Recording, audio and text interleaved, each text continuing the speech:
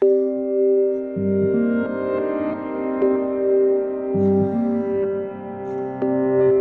sinu COVID-19 analüüs osutub positiivseks, siis jää koju isolatsiooni, võta telefoni teel ühendust oma perearstiga ning ole valmis, et Terviseamet sulle peagi helistab.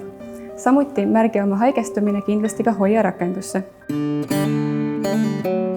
Selleks, et Terviseameti tööd lihtsamaks ja operatiivsemaks muuta, mõtle läbi peamised küsimused, mida sinult küsime, et epidemioloogilist analüüsi läbi viia.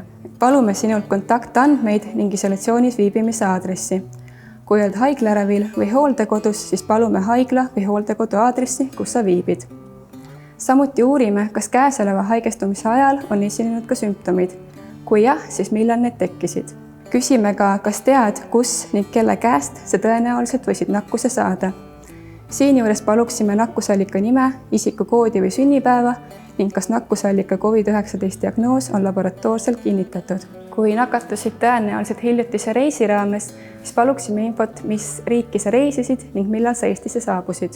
Samuti küsime sinult, mis on sinu igapäevane roll, kas sa oled õpilane, oled sa töötav või töötu, pensionär, lapsehoolduspuhkusel või mõni muu tunnus, mis iseloomustab sinu sotsiaalmajanduslikku staatust kõige paremini. Kui sa oled töötav inimene, siis palume infot ka sinu töökoha ning ametikoha kohta. Õpilaste puhul palume infot kooli kohta. Selleks, et saaksime sinu lähikontakte võimalikust nakkusohust teavitada, palume sul mõelda läbi, kellega oled nakkusohtlikul perioodil kokku puutunud.